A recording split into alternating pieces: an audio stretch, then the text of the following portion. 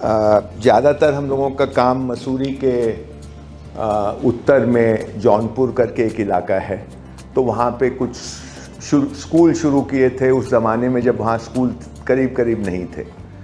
और फिर धीरे धीरे बहुत चीज़ें समझ में आई। उस समय ये समझते थे कि हम लोग बहुत कुछ जानते हैं देश के बारे में, लेकिन बहुत जल्दी ये समझ में आया कि हम जानते नहीं हैं अपने देश को और अपने लोगों को। तो जैसे जैसे समझ आई वैसे वैसे हम लोगों ने अपनी शिक्षा में बदलाव किया, कंटेंट में भी, पेडागॉजी में भी, और फिर बहुत सारे दूसरी तरह के काम भी किए, जैसे रिसर्च का काम किया। कुछ आपको यहाँ किताबें रखी हैं, उसमें कुछ झलक मिल जाएगी उन सब चीज़ों की। और फिर हम लोग धर्मपाल जी के संपर्क में आए। आप लोगों जानते होंगे शायद धर्मपाल जी के बारे में। तो वो फिर उनसे ऐसा संबंध बना कि वो हर साल हमारे यहाँ आते थे, एक आध महीने रहते थे, और उनसे बहुत कुछ समझने को, सीखने को मिला। फिर उनके साथ बहुत सारा काम हुआ। तो धीरे धीरे ये समझ में आया कि शिक्षा कोई अलग थलग चीज़ नहीं है। शिक्षा जो है वो समाज और देश के साथ जुड़ी हुई एक वस्तु है, और हम लोगों ने उसको चार दीवारी में बंद कर दिया है, स्कूल या यूनिवर्सिटी या कॉलेज के अंदर। और जब ये समझ बनी तो उस समय से ही एक प्रयास रहा है कि कैसे हम अपने देशज सभ्यता और संस्कृति को शिक्षा के साथ उसका कैसे समन्वय बैठाएं।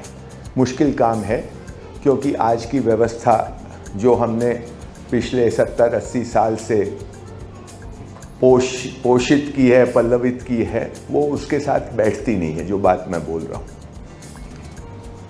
तो खैर हम लोगों ने कोशिश की, और पिछले 10 साल से मैंने अपने स्कूल विड्रॉ करने शुरू कर दिए, इसलिए क्योंकि सरकारी स्कूल खुल गए थे। हालांकि सरकारी स्कूलों में और हमारे स्कूल में बहुत फ़र्क था हर लिहाज से, लेकिन हमको पैसे लेके स्कूल चलाने पड़ते थे और मैं इससे काफ़ी परेशान हो गया था। तो मैंने धीरे धीरे विड्रॉ करना शुरू किया, और पिछले 4-5 साल से हम लोगों ने एक नए अवतार में काम करना शुरू किया है, और वो ये है कि हम फोकस हमारा है रिसर्च, पब्लिकेशंस। यहाँ आप बहुत सारी किताबें देखेंगे, और वो एक ख़ास तरह की पब्लिकेशंस है। और हम छोटी छोटी गोष्ठियाँ करते हैं 30, 35, 40 लोगों की, जिसमें कुछ ऐसे विषय रखने का प्रयास है जिसमें लोगों को, हमारी आपके जो यहाँ पे लोग बैठे हैं, इस तरह के लोग उसमें शामिल हो सकें। यानी ये वयस्क परिपक्व लोगों के लिए भी वो गोष्ठियाँ की जाती हैं। तो उसमें हम लोगों जो 1-2 चीज़ें हम करते हैं, वो एक तो यही सभ्यता संस्कृति को समझने का प्रयास, और साथ साथ आधुनिकता को समझने का प्रयास। आधुनिकता का मतलब मॉडर्न नहीं है कि ये कैमरा है तो ये मॉडर्न है, ये बात नहीं है। आधुनिकता मतलब ये जो एक तरह की पैराडाइम की बात है कि इसने हमको, जो सिस्टम में हम और आप जी रहे हैं, चाहे वो मॉडर्न मेडिकल सिस्टम हो, मॉडर्न एजुकेशन सिस्टम हो, मॉडर्न टेक्नोलॉजी हो, तो ये जितनी भी मॉडर्निटी की चीज़ें हैं उसकी वो क्या हम पर असर डालती हैं, किस तरह की हमको बाध्यता में फंसा देती है, और उससे निकलने के कुछ उपाय हैं क्या। इस तरह की कुछ चीज़ें हम लोग करने का प्रयास करते हैं। अभी हाल में मैं बेंगलोर गया था, और जब मैं वो जा रहा था तो आलोक जी ने मुझे कहा कि तुम बेंगलोर जा रहे हो तो प्रोफेसर देसीराजू से वहाँ मिलो, केमिस्ट्री के आदमी हैं और IISc में हैं, और तुमको मिलके अच्छा लगेगा। तो मैंने इनको फ़ोन किया, और इतने सहज आदमी हैं। नॉर्मली भारत के इंटेलेक्चुअल्स जो होते हैं, चाहे वो साइंस के फील्ड के हों या सोशल साइंस के फील्ड के, बहुत मेरा अनुभव है, वो एक झूठी विनम्रता तो बहुत होती है, लेकिन विनम्र नहीं होते। देसीराजू साहब से मिलके पहली ही मुलाकात में मुझे लगा कि मैं बहुत दिनों से इनको जानता हूँ। बहुत आराम से हम लोगों की बातें हुई, गप्पे लगी, और सबसे बढ़िया बात लगी कि इनके कमरे में जब मैं घुसा तो जूते बाहर खोलने पड़े, और हम लोग ज़मीन पे बैठे। इनका जो IISc में जो चैम्बर है, घर की बात नहीं कर रहा हूँ।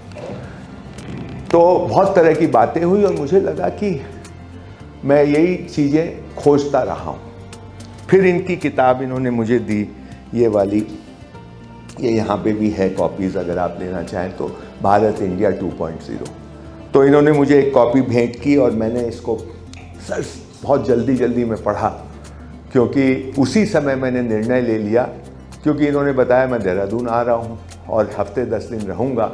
तो मैं बोला ये तो बहुत बढ़िया हो गया। तो मैंने बोला इस मौके का फ़ायदा उठाया जाए और इनकी एक टॉक रखी जाए देहरादून में। और ये किताब मैंने फटाफट पढ़ी और मैं ये कहूँ कि इस बहुत तरह की चीज़ें इसमें हैं जो आपको मेरे को छुएंगी। मैं ये विश्वास के साथ कह रहा हूँ क्योंकि मैं सब लोगों को व्यक्तिगत रूप से नहीं जानता, यहाँ पे कुछ लोगों को जानता हूँ, लेकिन मेरा विश्वास है कि जिनको मैं नहीं भी जानता व्यक्तिगत तौर पे, वो भी इसी सोच के मोटा मोटी लोग हैं। एक बदलाव मैं देख रहा हूँ देश में, आप भी शायद देख रहे होंगे पिछले कुछ अरसे से, 7-8 साल से। और ये जो बदलाव है इसमें बहुत तरह की चीज़ें हो रही हैं, बहुत उथल पुथल हो रही है, लेकिन वो सब उथल पुथल के साथ, और हम लोगों को कुछ ठीक नहीं लगता है, कुछ ठीक लगता है, वो अपनी जगह है। लेकिन एक फंडामेंटल चेंज, ऐसे तो हर सरकार जब आती है तो कुछ बदलाव लेके आती है, लेकिन ये जो पिछले 7-8 साल में हो रहा है ये एक बहुत फंडामेंटल किस्म का बदलाव है। और वो सिर्फ सरकार की वजह से हो ऐसा नहीं मैं मानता। सरकार ने उसमें एक कैटलिस्ट का रोल, भूमिका जरूर अदा की होगी, लेकिन सरकार के करने की वजह से नहीं है। कुछ ऐसा जिसको हमारे धर्मपाल जी अनडैमनिंग द फ्लो बोलते थे। अनडैमनिंग द फ्लो मतलब जब बाबरी मस्जिद की घटना हुई थी तो उन्होंने उसको नाम दिया था अनडैमनिंग द फ्लो, कि एक कोई रुका हुआ एक बांध दिया हम लोगों ने, और वो बांध जो टूट गया और अब हम कोई चीज़ खुल गई है। और वैसा कुछ मुझे महसूस हो रहा है कि वो कुछ हुआ है ऐसा, वो हमारे अंदर हुआ है, हम और आपके अंदर हुआ है, आम आदमी के अंदर हुआ है, कि उसको ऐसा लग रहा है कि वो अब थोड़ा उसकी अपनी मन की बात वो कह सकता है, बोल सकता है। मैं इसका एक किस्सा आपको सुनाता हूँ। मैं महात्मा गांधी का बड़ा प्रशंसक रहा हूँ और अब जाकर मैंने गांधी जी को 2 हिस्से में बांट दिया है, एक सभ्यतागत गांधी और एक राजनीतिक गांधी। तो अब मैं ये कहता हूँ कि मैं जो सभ्यतागत गांधी है उससे मैंने बहुत सीखा है, राजनीतिक गांधी से मेरे को थोड़ा समस्या होने लगी है, पर वो अपनी जगह। ये जो सभ्यतागत गांधी है इनकी बात मैं कर रहा हूँ कि 1943 की बात है शायद, जब वो जेल में थे तो सुशीला नैयर, डॉक्टर सुशीला नैयर ने उनसे पूछा था कि गांधी जी क्या बात हुई कि हिंदुस्तान के लोग उठ खड़े हुए, वो जब दीनहीन अवस्था में थे आपके, उन्होंने ऐसा एट्रीब्यूट किया कि जैसे गांधी जी की वजह से ऐसा हुआ। और उसके पीछे एक और किस्सा भी मैं आपको सुनाऊं। एक पियर्सन नाम का एक अंग्रेज था। तो पियर्सन नाम का अंग्रेज इंडिया का बहुत बड़ा एडमायरर था, शांति निकेतन में भी रहता था, देश भर में घूमता रहता था। वो 10 साल हिंदुस्तान रहा, 1908 से लेके करीब 1917-18 तक। उसके बाद भी आते रहा। तो पियर्सन जब वापस गया तो वो रोमा रोला, जो हिंदुस्तान के बड़े एडमायरर थे, फ्रांसीसी थे, स्विट्ज़रलैंड में रहते थे और देश के बहुत बड़े एडमायरर थे। रामकृष्ण पे उन्होंने बायोग्राफी लिखी, उन्होंने गांधी पे भी बायोग्राफी लिखी, हिंदुस्तान पे बहुत कुछ लिखा, मतलब बहुत हिंदुस्तान को बहुत ऊंचा मानते थे। तो रोमा रोला पियर्सन से बात कर रहे हैं। उनकी किताब है रोमा रोला का भारत, हिंदी में 2 खंडों में, उसमें है ये किस्सा। तो पियर्सन को वो पूछते हैं कि तुमको क्या लगता है क्या हो गया भारत में। तो पियर्सन बोलता है देखिए मैं 1908 में जब भारत में था तो भारत के लोग अंग्रेज़ों से डरे हुए थे, सहमे हुए थे। वो अंग्रेज़ों से आंख नहीं मिला सकते थे, बात करना तो बहुत दूर की बात है। मैं जब 1918 में देखता हूँ उनको, तो उनमें इतनी हिम्मत आ गई कि आंख से आंख मिला के बात करते हैं, and they dare to insult them, मतलब उनको इंसल्ट भी करने की हिम्मत आ गई है। ये अच्छी बात है बुरी बात है वो इस किस्सा नहीं है। किस्सा ये है कि इतनी हिम्मत आ गई। तो वो इसको ये जो बदलाव है उसको गांधी जी के को एट्रीब्यूट करता है पियर्सन। हम माने न माने वो अलग बात है। अब सुशीला नैयर गांधी से पूछ रही है कि आपने ऐसा क्या किया, तो गांधी जी कहते हैं कि मैंने ज़्यादा कुछ नहीं किया, लोगों के मन में जो बात थी पर वो कह नहीं पाते थे, either they did not have the words or they were too scared to voice it. मैंने वो उनकी बात मैंने कह दी, बस इतना किया। तो मुझे ये लगता है कि ये जो पिछले 7-8 साल में जो बदलाव हुआ है कुछ इस प्रकार का हुआ है। जो हम 80-100 साल से कह नहीं पाते थे वो अब हम कहने की एक हमको स्पेस खुली है, और ये बहुत बड़ी बात है। इसका क्या अंजाम होगा, कहाँ जाएगी ये बात, ये हम स्पेकुलेट कर सकते हैं, वो एक अंदाजे की बात है। परंतु बहुत बड़ा एक बदलाव हो गया है देश में। ये किताब और देसीराजू जी से जब मैं मिला तो मुझे सबसे क्यूरियोसिटी इस बात की हुई कि एक केमिस्ट्री का आदमी, और ऐसे ही नहीं कि खाली केमिस्ट्री का प्रोफेसर हो, वो आदमी जिसको इंटरनेशनली रिनाउंड है, इतने सारे पेपर्स लिखे हैं, बोस इंस्टीट्यूट का गवर्निंग काउंसिल के चेयरमैन है, एक गंभीर साइंटिस्ट, सचमुच का साइंटिस्ट, उस आदमी ने ये किताब। और एक और परिचय है, शायद if you will excuse me, आप सर्वपल्ली राधाकृष्णन जी के नाती हैं। ये कहीं भी इन्होंने लिखा नहीं है और बताते भी नहीं है, और बहुत अच्छी बात है, पर मेरे से रहा नहीं गया तो मैं बोल रहा हूँ इसलिए। तो ये कैसे लिखी ये किताब? ये कहते हैं नहीं हमने तो कोविड के ज़माने में घर में था, कुछ करने को नहीं था तो मैंने पढ़ना शुरू किया, लिख लिया। कोविड के ज़माने में बहुत लोग घर पे थे। हाँ, ये चीज़, इसके बीज तो कहीं पहले पड़े हुए हैं, और ये जो सोच है और ज़्यादा पैनी हुई होगी उन 2 सालों में, लेकिन ये मैं नहीं मान सकता कि वहीं से शुरू हुआ है, ये बहुत पहले से शुरू हुआ है। क्योंकि इसमें खुशबू है देश की, इसमें खुशबू है देशभक्ति की, और ये एक रेयर है। इमोशनल तो हम बहुत हैं, भारत के लोग बहुत इमोशनल है, भावुक हैं हम लोग, तुरंत भाव में आ जाते हैं, लेकिन बुद्धि और देशभक्ति और युक्ति, इसका कॉम्बिनेशन मुझे बहुत रेयर दिखाई देता है, और ये किताब में मुझे वो दिखाई दिया, क्योंकि इन्होंने इसकी एनालिसिस की। और एक बहुत बड़ी बात ये कहते हैं, जिसके अब ये इलैबोरेट करेंगे, ये कहते हैं कि भारत को ये संविधान से चलने वाला जो नॉर्मल नेशन स्टेट एक होती है, राज्य व्यवस्था जो होती है, जो एक संविधान है और संविधान के हिसाब से वो देश चलता है, ये उससे बड़ी चीज़ है। ये सिविलाइजेशनल स्टेट है, भारत एक सिविलाइजेशनल स्टेट है, इसका ज्योग्राफी से बड़ी चीज़ है, ये जो नक्शा हम देखते हैं उससे बड़ी चीज़ है ये। और ये सिविलाइजेशनल स्टेट क्या होता है, ये एक बात हमको पकड़ने की ज़रूरत है। ये सब हम बहुत जल्दी पकड़ेंगे, मेरा ऐसा विश्वास है, क्योंकि ये हम इससे रेजोनेट करते हैं। ये हमारे लिए कोई नई बात नहीं होगी, खाली हमने इनको शब्द नहीं दिए, इन्होंने शब्द दिए। और ये जो बात है इसको इन्होंने, मैं ये चाहूँगा कि और अपनी किताब के बारे में तो बात करेंगे ही, लेकिन what does he mean by civilisational state? And then he has a proposition that how to take India forward. Also, मेरा रिक्वेस्ट है कि आप थोड़ा इस पे भी प्रकाश डालें. What kind of a change have you seen in the country happening, and what hopes do you have? So with those words, मैं प्रोफेसर देसीराजू को बोलूँगा कि अपनी बात रखें. आप बैठ के भी बोल सकते हैं, आप खड़े होके भी बोल सकते हैं, and let us. Thank you very much, Pavanji, for the kind words you've said about me, and also for organizing this little function in this place which has a wonderful ambience. And I'm pleased to be speaking to all of you here in Dehradun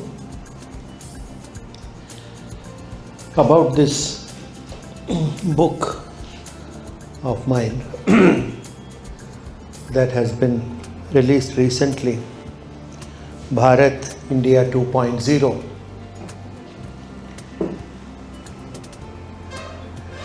Now my plan, I would speak for about 45 minutes, would that be okay? 45 minutes to 1 hour. Is to very briefly tell you about the structuring of the book, a little bit about why I wrote the book, but that is mentioned in the preface, and I think Pavanji has already given you a hint. Yes, I think this was latent for a long time, and if there had been no COVID, I would have continued in my research lab with students and postdocs and stuff, and I would have just continued to take a healthy interest in some of these matters. Probably I wouldn't have had the time to write the book. So anyway, whatever it is. Fact of the matter is that I am perhaps a little older than many of you here, and looking back on my life, I grew up in South Bombay in the 60s, and I went to the US for my PhD in the 1970s, and I think was reasonably,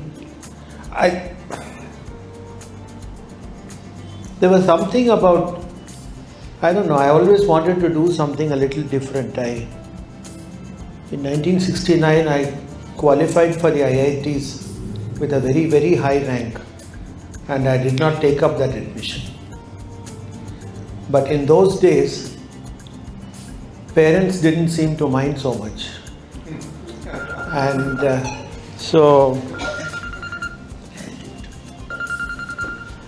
And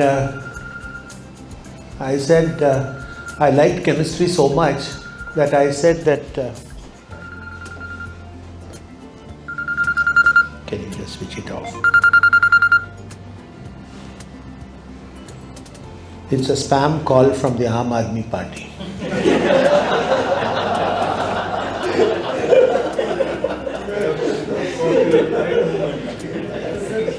Nice, good timing I would say.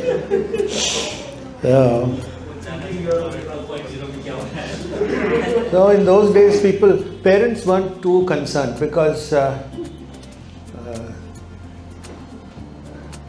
since we were living in Bombay, I guess if I had taken up the admission, I would have had to travel to Powai from distant Churchgate where I was growing up. And so then my mother asked me, she is the daughter of this illustrious man whom he has just mentioned. So she said, so what do you want to do? I said, I think I'll go to Xavier's and study chemistry over there. And so all that she said was, oh, that's much closer to home than Powai, I think you should do. So you see, it was a relaxed time, and people were not so tense about everything. I think it was. And then I went abroad for my PhD, and once again I did something that most people wouldn't do. After my PhD, I got an extremely good job with a green card. I took up the job, and in about a year and a half I resigned the job, threw away my green card and came back to India without a job. And but I think the event that triggered me off was the emergency, because I was in the US throughout the time of the emergency, and then there was this famous election of 77. And I somehow felt that India was the country worth going back to. And what was I doing sitting in the US? So yes, when you said things were latent or something, it was latent, but then, you get into the hurly-burly of work. And a research career in chemistry or any of the hard sciences is an all-consuming thing. It's a full-time job. You don't do it part-time. You cannot do research part-time anyway. There's no question about it. So I was just watching the fun, reading the newspapers and seeing all these crazy gyrations of the Janata Party and then the chaotic time of the 80s, Sanjay Gandhi's death, and then Indira Gandhi and so on. And then the 90s, I think, that were even crazier than the 80s, with all these coalition governments coming and going. I started really wondering, why were these politicians behaving the way they are behaving? Because politicians too are like the rest of us, they're human beings. They shouldn't do something that looks so difficult, convoluted and involved. Hey Baba, I think this has to be switched off.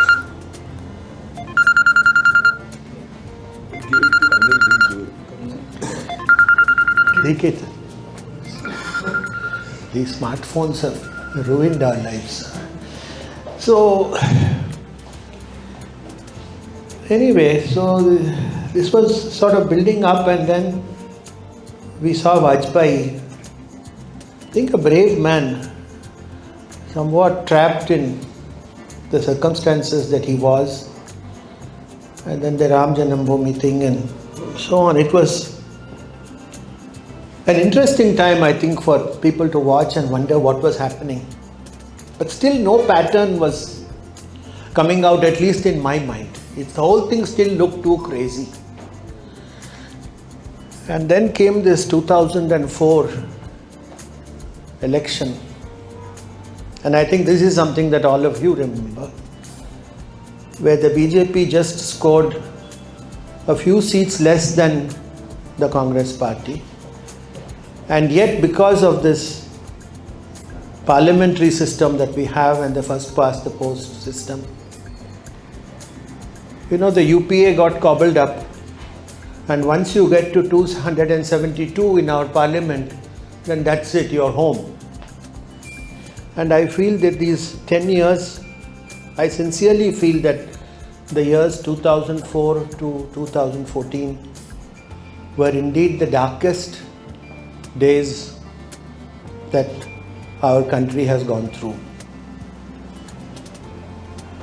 Just in terms of the number of mistakes that were made, the financial chaos that ensued, there still seemed to be no appreciation of the fact that in the modern world, the economy is everything. You can talk this and you can talk that and you can talk so many things. But at the end of the day, if the economic health of a nation is good, then it can look forward. And so here there were people who were, for the sake of votes, willing to literally squander off even the little money that was available. And then came 2014, and people asked me many times, why did I use this word 2.0, India 2.0? So my answer is that there was an India 1.0, and that ended on the 14th of May 2014. Never to come back again. I do believe that India 2.0 has not yet begun. We are, I believe, in the interim period between India 1.0 and India 2.0. And any student of social sciences will tell you that between two big periods in a society, there is always an intermediate period of churning, of anarchy, or manthan. I think we are undergoing the manthan today, and I have written in my book that in the true spirit of manthan, you are going to have devas and asuras, and we don't know who is going to be Mohini in all this.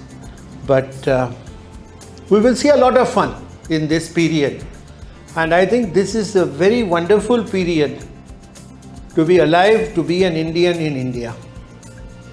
I'm very happy. I never thought that in my lifetime I would even begin to start seeing an India like this.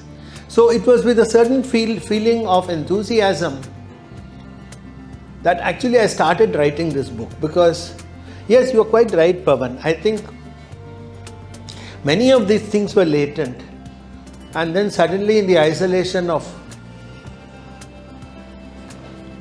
COVID and Mrs. Desiraju's extremely strict observance of the lockdown, that we only went out of our house twice for the 2 vaccinations, like no other time, and I think many of us did something like that.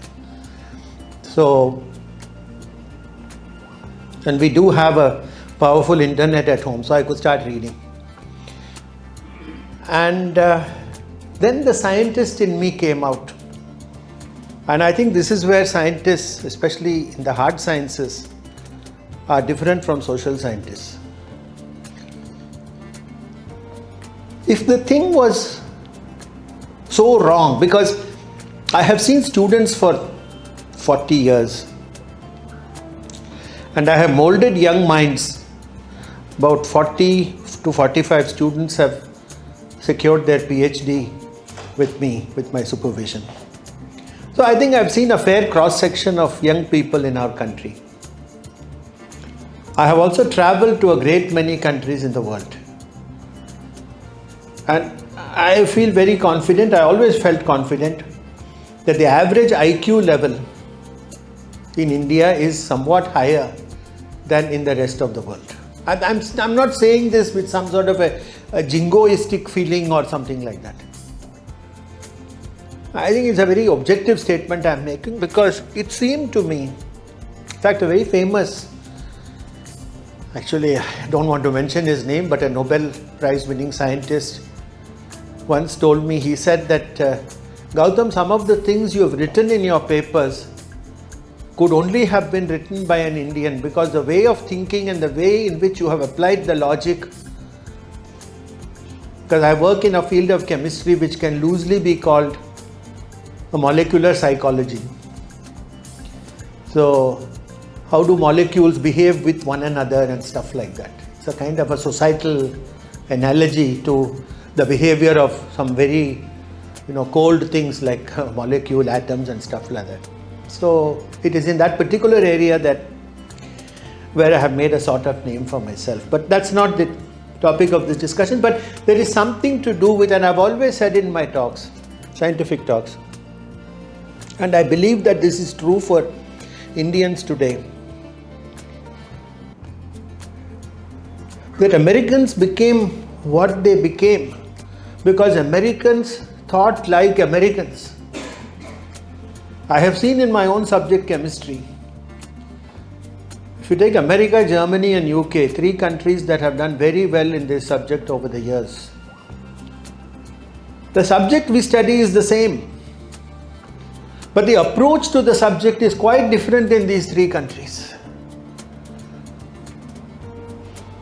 England, which had, not today, had a very high idea density and an ability to maneuver and finesse around seemingly intractable problems. English people, they do best when they behave like English people. I found I've got a great many colleagues and collaborators even in Germany. I think the German penchant for rigor and over-solution of a problem is what really made Germany a leader in chemistry, at least up to the period of the Second World War. So each country did very well because they were doing what they were, behaved how they behaved intrinsically. An Indian cannot do well if he behaves like an American. And I felt that this is one of the main problems that we are facing in this country. Forget the fact that many of us simply ran away to America and settled there. There could be many reasons for that, and I don't want to be judgmental about this matter. But it is the thinking like a Westerner, a thinking that was induced in all of us. Pavan and I have spoken about this at some length. So, when he came to Bangalore and then again in Mussoorie 2 days ago, this Western sort of way of thinking which suits the Westerners in their countries, it is particularly ill-equipped for us in our country, because this country of ours is very, very different, and this is what brings me to the civilizational state business. So then I felt that, see, this whole way of thinking that we are doing is not correct. That is why I have participated in any number of committee meetings in Delhi and elsewhere about the very poor performance of all of us in the scientific areas. It is not good. I will tell you flat out. I don't know how many of you people are in the scientific line or science background. For all that is said and done, the overall performance in terms of the competitive level and international standing is very poor. We can say all so many things, but that is for the newspapers. So why are we not getting there? Whereas I found that Indians are clever, they are resourceful. You know, we even invented this thing called Jugaad in the absence of anything else. Why did we go for Jugaad? Because that means basically we are clever people and who are somehow not being allowed to blossom properly. And then it degenerates into Jugaad. I mean, that's what it is. No lack of brains in this country. Never was. So something is wrong even at a more basic level. This is again the scientist in me coming out. Now suppose you have a very poor plan to build a house. Even if you start using some high quality bricks and cement, that house is going to start leaking or going to, worse still, start collapsing after some time. So what is this plan for this country? It is that famous Indian Constitution. Then I started asking myself, what if there is something wrong with the Constitution? And my eureka moment came, Pavanji, when Modi ji got his second term in 2019. He comes to the parliament, and I think there was some function and people are talking, and then he comes near this constitution book which is there, and then he bends down and puts his forehead to the constitution. Then I said, why is he doing this? Even without reading about the constitution at that stage, I said, why is he doing this? This is not a religious book. It is written by ordinary mortals in a period of 2 or 3 years. I didn't even know how long they took at that stage. So poor, but I saw something about the way in which he almost worshipped that book. Told me, this is ये तो सिर्फ एक plan है for the country. It is not something that is like Hammurabi's letter of something carved in stone that is going to be with us, take 10 commandments. It's not like that. Why is he doing this? Okay, quite apart from the fact that there might have been a symbolism to do it on that day. I mean, leave that aside. He is a politician and I am not. But still it seemed to me that something in me got triggered off that day. And ever since then I have been thinking more and more about this constitution. So COVID then provided me the opportunity, and my tip to any of you who are further interested in the constitution, because this constitution is our constitution. Sir, it is yours. It's all of us. We are all stakeholders in this constitution. It belongs to us. It doesn't belong to lawyers and judges in the courts. They don't have a monopoly over this. They can interpret this. Even that they are not interpreting very well, I feel. And it certainly doesn't belong to the faculty of the social sciences departments of Jawaharlal Nehru University, Jadavpur University and Hyderabad University. They too don't have a monopoly on this. They are citizens like all of us, so they are equal stakeholders. I am not saying they are not there. But these people don't have the sole monopoly of this constitution.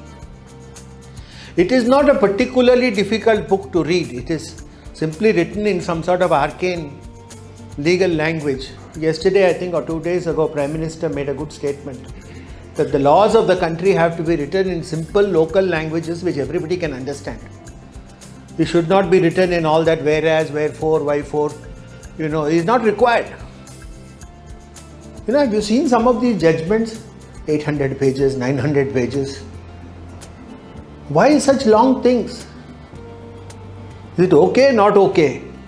Then come on, let us go. I think half the reason there is such a backlog in the courts is because of they spend so much time writing these long judgments. Unnecessary. As a scientist, I'll tell you, I've seen this because we often debate about nomenclature and language in science.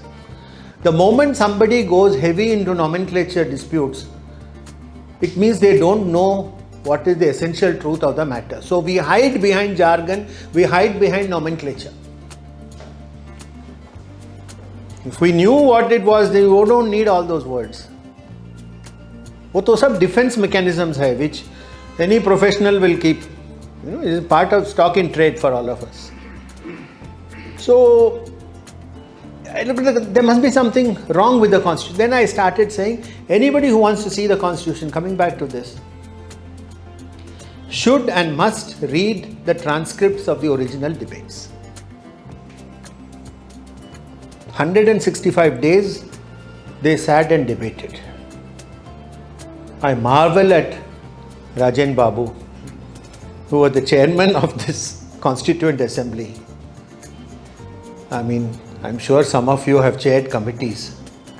I find that when I'm chairing even a committee for 3 hours in DST or CSIR with about 8 or 9 members, at the end of that I need some Saridon or something. How this man was able to sit with 300 fellows over 165 days and still keep his sanity, I don't know. He was a very good chairman, by the way. He allowed everybody to speak, and like a good chairman, he never spoke much. And he never became very authoritarian or anything of the kind. I think he was probably one of the best people whom we could have had as the chairman of the Constituent Assembly. Of course, Ambedkar did all the heavy lifting, and he was the chairman of the drafting committee itself, and that they worked for most of 48. So all the serious debates occurred in 49. Like, I did not know till I started reading these debates that the Constituent Assembly was set up shortly after the failed Simla Conference of 1946. So it was, I think, October or November 1946 that the Constituent Assembly first met. So there was a full 8 or 9 months before partition where this assembly was meeting and talking. What were they saying in those days? That is also very interesting. They certainly had some ideas about what this new country should look like. Even before they knew, they sort of knew that partition might happen, and I think this is where one of our first problems started. Because when 15th August 47 came, and chapter 1 of my book is called India on 15th August 1947. When 15th August 1947 came,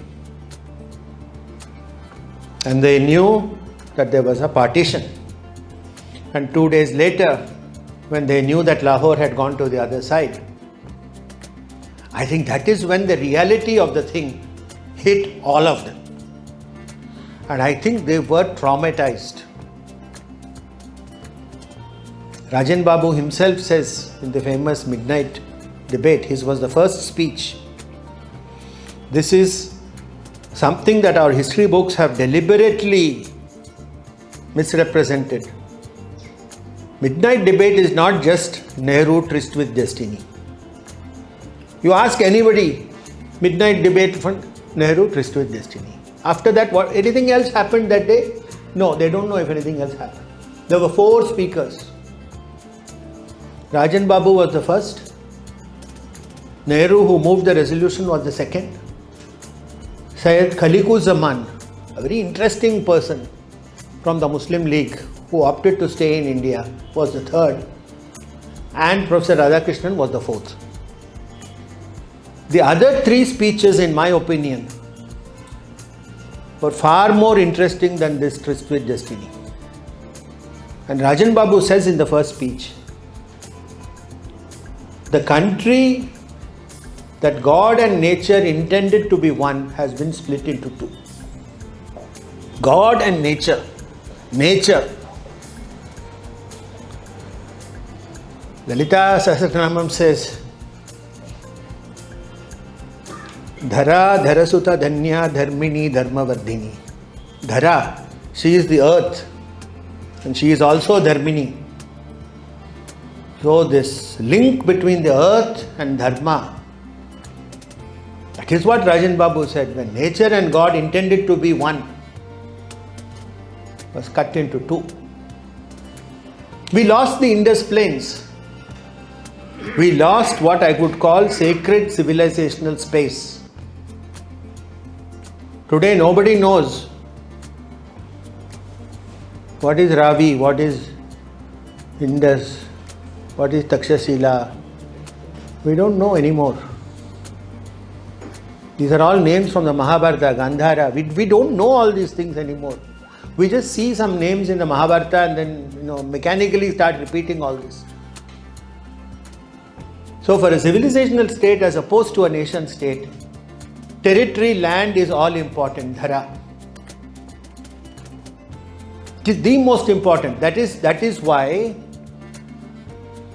any number of NRIs sitting in Toronto or New York or Los Angeles talking about the greatness of India and something from there, it doesn't make any sense. Unless you are here in this Dhara and smelling the dust and the rain and the monsoon and everything of this country, you cannot vibe with this country. That means civilizational state. That is why we are not a nation state. The whole civilization is a holistic tapestry in which each of us every day, without realizing it, are behaving only according to that civilization. That is why Sanatan Dharma, I have never called it Hinduism in my book, because Hinduism is a foreign word. Hindu may be an old Persian word, but Hinduism, that ism when he puts it there, is not an ism at all. Sanatana Dharma is both a religion and a way of life. Many people say, oh, this Hinduism, it is a way of life. Whereas all the other things, they are all religion. Tell me, ladies and gentlemen, which religion is not a way of life? What is wrong with something being a way of life? It is a way of life, but it is also a religion. Because there are certain articles of faith which one must accept as a Sanatani. And the moment you have articles of faith, then it's a religion. Then it crosses over from science, from the physical world to the metaphysical. Now, I personally believe, this is my personal belief, and I am not intending that anyone should have this belief. I believe that Shiva, as Dakshinamurti, 16-year-old boy, came down to the earth and gave the Vedas to the rishis. I believe that personally. Now you ask me as a scientist, big H index 101, what do you have to say to all this? Where is the proof? No, I don't want any proof.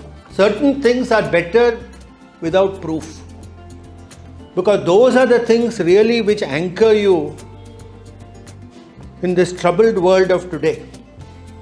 Unless you have a few things as articles of faith, you will be simply rudderless. Every time somebody says something new, you will go on believing that if that person speaks persuasively enough. So I feel that this whole business of the Sanatan Dharma, the way in which, that's why I mentioned early in the book, many of our rituals, even simple things in the house, they start with these words, no? Bharata Varshe Bharata Kande Jambu Dvipe. I then started reading, and then I found out that this Jambu Dvipa is the smallest of these Dvipas. You can go bigger and bigger and bigger. And there is something called Pushkara Dvipa at the very end, which encompasses hundreds of universes. You know, there is no limit. Again from the Sahasranamam. Aneka Koti Brahmanda Janani Divya Vigraha. Aneka Koti Brahmanda. So many, countless universes. So our ancients knew that we are but a part and parcel of this overall plan. And which is why I feel that we live in a blessed land. If I have any choice in what happens to me in my next birth, I would only I would hate it if I was somewhere else.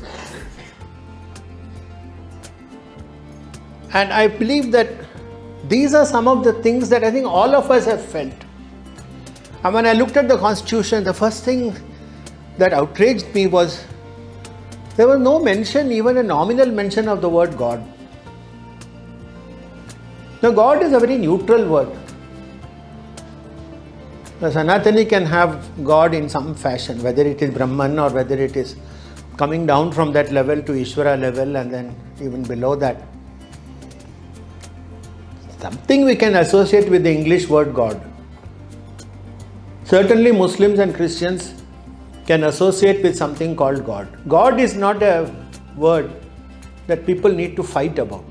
The Constitution was written in English. Why does that word God not figure?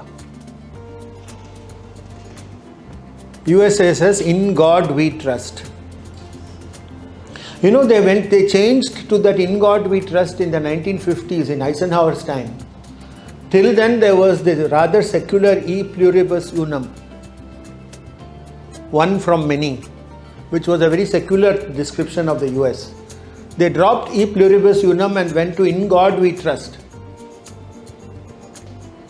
If you take the UK today, God save the King. God.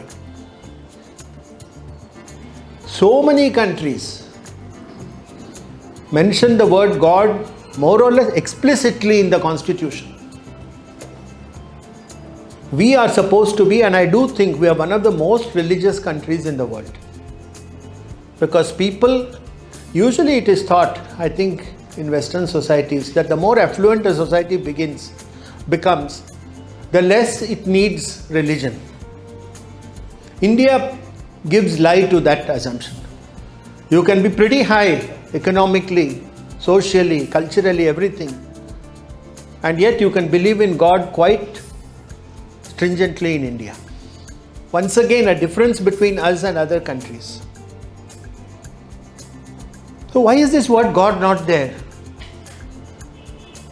And if you take the two major religious groups, I have never called Muslims minority in this book. I always call them second majority. There are 22 crores of them, they can't be a minority. And I know so many Muslims. They hate that appellation minority. Well, the Muslims I know are educated, largely. And when I told them that this is what, they said, good, you have done that. They don't want to be, sort of termed like some minority, want some special thing or something of that sort. How on earth are we going to absorb them and make them move along with us in this national discourse? If you go on saying you are minority, you are minority. Why make them feel different in the first place? This is one of the horrible things they did in the UPA, this Ministry of Minority Affairs or something. It wasn't even there and they created it, unnecessary. And when you start looking at these aspects, I found that the constitution itself had many fault lines. Hindu-Muslim is one of them. Upper caste, lower caste is one of them. And the federalism issue, the center and state. These were three fault lines. They were all extensively debated in the assembly. It's not that they didn't know that these were problems. Many of the strange things that they put in the constitution for the first problem was because they really feared a second partition. Because they all knew that if there had been a second partition on religious lines shortly after 47, then the country itself would have collapsed. There would be no more India. So in their great fear to avoid a second partition, they bent over backwards. And I think that's why they didn't even want to mention the word God. Everything that they did and said was somehow feeling that it should not offend the Muslims. That was this. Some of them also said it openly in the debates. You know, people like Kamath and some others, Kripalani, they were very clear about that. They said this is not okay, but they somehow left it at that point. Because I think there were too many things happening. Firstly, they were also euphoric that they were independent. I don't think many of them even believed that in their lifetime they would see an independent India. So, chalo, okay, even if it has happened with partition, at least we are independent. I think that was the sort of thinking that, and I tell you, ladies and gentlemen, all of us in this room could have sat in that Constituent Assembly and we would have produced a decent constitution. They were not special people. They were ordinary people who lived in extraordinary times. So they became extraordinary as a result. None of them are gods, let me tell you that. They're clever. They're above average IQ. They were all nationalistic. They all loved India. No problem about that. None of those members were tukde. No. And they kept it aside. They kept their political differences aside. And yet I think they knew that they were not addressing these things properly. And because these three problems, religion, caste and federalism, were not addressed properly, we had all these 104 blinking amendments. Some of them, of course, engineered by our good friend Nehru. But many of them were just quick fixes for the time. So Karunanidhi is screaming something somewhere, okay, so throw something on him. Somebody else is squeaking somewhere, okay, we'll give you an amendment. Jai Lalita, 69% reservation. Ambedkar himself says, he was saying it very rhetorically. He said any situation where there is 70% reservation is an absurd situation. I wonder what he would have said if he was told that officially Tamil Nadu has got 69% reservation today. And informally it can be said that you can do some sort of a calculation.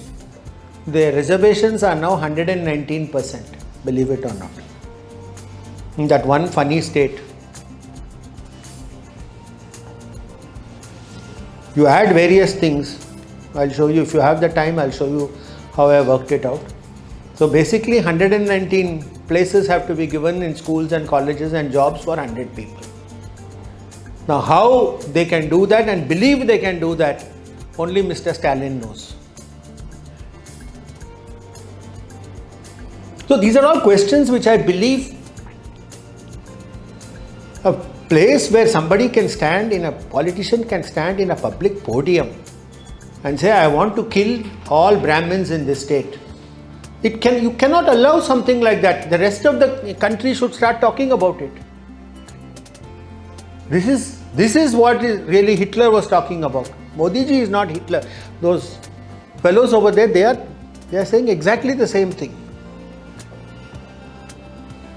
I don't think many of you in North India even know what is happening with this caste business in Tamil Nadu. It's not good. And if you just say, let's adjust, there is some electoral thing, we want a few more seats here. This is not going to help us in the long run. So coming back to this thing, I proposed a solution, and this is the last part of what I want to talk about. As a scientist, I said all these things are there, the fault lines are there. Do I have even a solution for this problem, or will I end up like the social science professor saying that this are the problems and then that's it? Then all of us will have to somehow adjust karo and keep moving on. No, there is a solution, I feel, which is actually a workable and feasible solution. Because the first thing that we need to concentrate on is this diversity. We are a very diverse country. The mood of the Constituent Assembly was strongly federal, but again, because of partition, they were so scared about another partition that they made the union very strong. They said, unless you have a very strong union, if you make the state strong, then anything can start disintegrating, balkanization, etc., etc. That was the thinking that they had. So they said, all right, let us make the center very strong. And with the center very strong, we have all these problems. The states do have problems. Stalin does have a problem. Mamata does have a problem. The states have very little financial independence.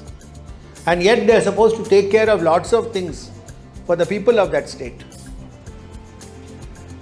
Then I started looking at measures of diversity. Why were these states made the way they were made? Sometimes they were made just for immediate compulsion, political compulsions. Sometimes because that's the way it was. At other times it seemed to me totally chaotic and unclear as to why these divisions came. Now it is known administratively that smaller states are easier to administer. You people have benefited from that when Uttarakhand separated from UP in 2000 or 2002, sometime then. I have a problem with the or a. I have a problem with the word India itself. This is not India, this is Bharat. And that's why I call it Bharat India 2.0. We don't like Churchill a lot in this country, but he was the first person to say that India is just an idea. And at the end of my book, I talk about, scientifically speaking, what is the difference between a hypothesis, a theory, and a law. So if India is the hypothesis, Bharat is the theory, and Dharma is the law. And you cannot have India without Dharma. This is the land of Dharma. Mohan Bhagwat ji says this very nicely at the 15th August. He says India is what other countries should look towards, how to manage diversity. The very nature of Sanatana Dharma is secular. What is all the secular, socialist and all this writing? And we are definitely socialist because only in Sanatana Dharma, the way the wealth creators and the wage earners, nobody is given too much of a boost. There is always a check and balance on these two groups. It can never become exploitative as long as you use Dharma. You know, again I must say that Sahasranamam is coming back again and again to me. Dharma dhara dhanadhyaksha dhanadhanya vivardhini. Dharma dhara, she is the supporter of Dharma. What comes above Dharma? Only Brahman. Dhanadhyaksha, the important thing, the economy. Dhana dhanya vivardhini. Any modern state can take this. Instead of saying Satyameva Jayate, we can say this. And I think this is what Chanakya says. Everybody says this. We are not in any doubt. Yes, you have used the chemistry word catalyst. BJP, Modi ji, whatever it is today, they are the catalyst. They have made us. I wouldn't have written this book but for the 2014 election. Let me put it like that. Somehow I felt emboldened. And you are not a BJP man. I am not a BJP man. I am sure you have heard from I have been speaking to you for about an hour. It should be very clear that I don't have any particular political affiliations. I'll vote for anybody who brings my Bharat up. That's all. And if that person is not bringing Bharat up, then I won't vote for them. That's all. But I think that the stage is now set. Maybe we'll have some new political parties. Maybe the existing ones will rearrange themselves. I don't know. But I think these are exciting times. We're very, very lucky people to be living actually in this country and moving around. And actually, and this is where I think we can finally end with Gandhi and be the change you want to see, you know. We have to do it. The politicians will not do it. What a good politician only realizes what the people want and then he tries to do it. And this Overton window that they talk about, gradually what was radical, my plan for 75 states 5 years ago might have looked radical. Now it is coming into the realm of the acceptable. I've talked to many, many people after my book was released. Nobody had serious objections to 75 states. And I think if you read chapter 4, you'll realize that it was not just some, arbitrary thinking that made me make the limits the way I have made them. So I think we will stop here, Pavan, and this is a sort of, I originally thought that I'll tell you chapter by chapter what I've written in this book, but I think more than that, I wanted to now give you a gist for what my thinking and what my thoughts are. And I would, we have a small number, we have exactly 8 copies with us. So if any of you want to buy this at the Amazon price of 500, please feel free, you will get a signature from me in these 8 copies. After that, it's the first print run is over. It has gone for the second print run and it should come out in 7 days or something. That's what my publisher tells me. So please read it, please criticize it, please discuss it with your friends and tell them that even scientists can write a book on the Indian Constitution.